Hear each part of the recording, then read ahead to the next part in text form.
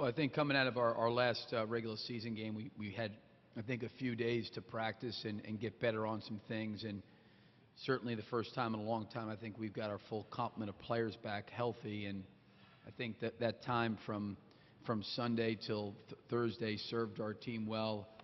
You know, I give our guys credit. They came out. I thought they came out focused and ready to play. We moved and passed the basketball. I thought we had pretty good offensive flow. You know, Johnny O'Brien got in some foul trouble, but I thought we did a pretty good job on him defensively. And then Eric certainly had a great game inside and out, scoring. And Patrick did a very good job defensively and posting up and giving us a presence up front. But, you know, overall I was pleased with the way our team played, you know, really from start to finish. I thought it was a very good game by them. All right, we'll take your questions for either of the student athletes. If you'll raise your hand, we get a floor microphone to you. We'll start right in the front. Yeah, Eric, I know you tweaked your knee a little bit this week in practice. How concerned were you about it, and what exactly happened?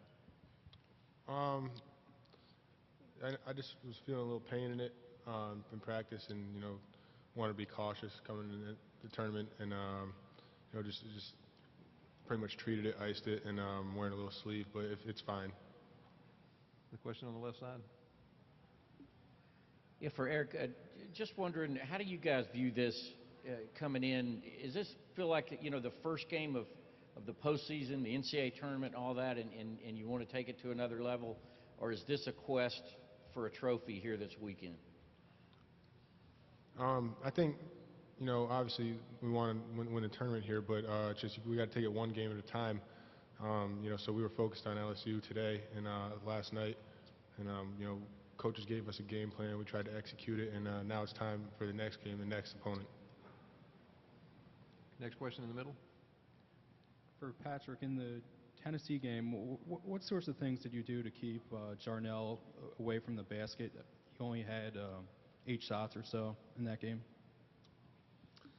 Well, I just tried to do the best I could to be in the right position.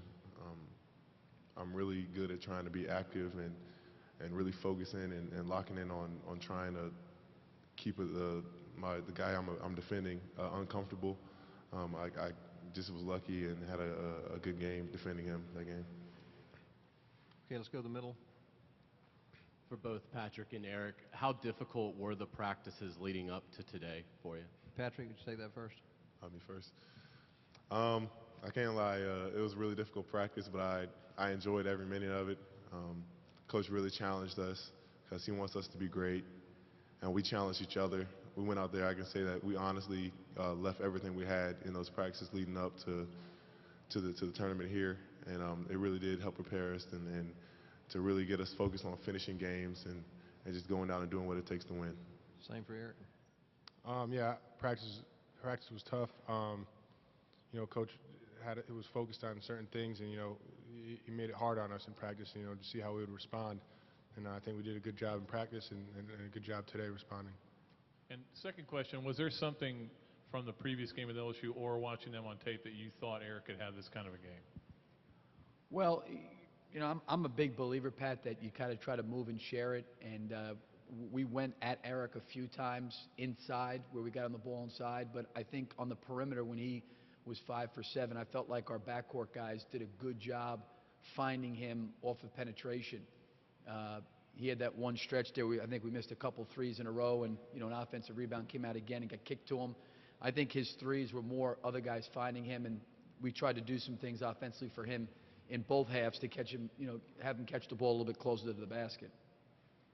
Okay, let's have a question in the middle. Go ahead.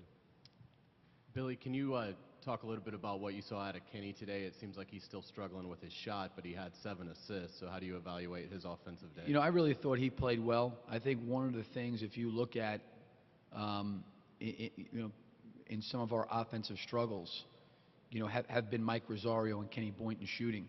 You know, the last 6 games of the year going into this tournament, you know, both those guys are below 40% from the field. I think Mike's maybe like right at 31% from 3, and Kenny's about 28.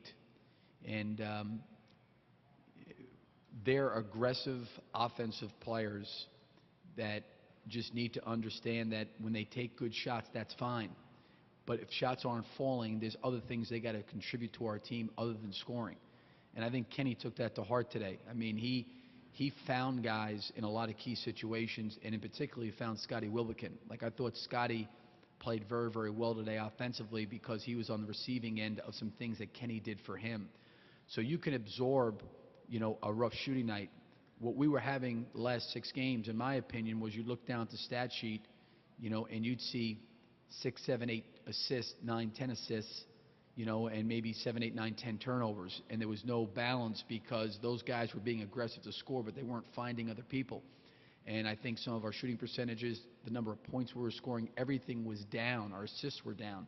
And we're just and we can score a lot more. We can absorb Rosario and Boynton not shooting the ball well when they take good shots, provided they're doing other things sharing the ball. And not only were those guys not shooting a great percentage from the three-point line and from the field, their assists were way down in those 6 games. Rosario had 11 assists and 14 turnovers, and I think Kenny Boynton had 8 assists, 6 turnovers. That's where you get hurt. That's when your numbers start to drastically dip. That's when your shooting percentages start to dip, and that's when you're not really playing off of each other. Kenny took really good shots today. I thought he had really good, clean looks. They didn't go in. I got confidence when he takes those kind of shots that he can go on a run. He didn't today, but you know what? He probably accounted for a lot of other points when the ball in his hand, finding other people. And, Mike did not do a great job on that area tonight. He had 3 turnovers, not very many assists. But we need those guys to provide other things on defense and on offense if shots are not falling. We just can't be we can't be a group that relies on them offensively because it's too up and down. And if you take those 2 guys off the stat sheet offensively, they're 3 for 14. We shot 50% with those guys going 3 for 14. But they did other things in the game, which was good, and some other guys shot higher percentage. So if we ever get it to a point where we can continue to have a night like this, collectively as a group, and those guys start making a few shots, then I think we become that much more potent offensively. And then with the team shooting double-digit amount of threes, I think it was 11, how important was it going inside early? How much did that open up the three-point area for you? I think Eric and Patrick have to help the guards. They have to help themselves. I thought Patrick made himself available. He got to the free throw line 10 times. He didn't shoot him particularly well, but I think he made 4 of his last 6 in the second half. But that's a clear sign that we're getting more free throws. We got to the free throw line 22 times, which is good. And Eric, I think, was much more of a presence at the basket. He established himself. Even when they were switching and doing different things, we found him. I thought we were balanced today inside and out.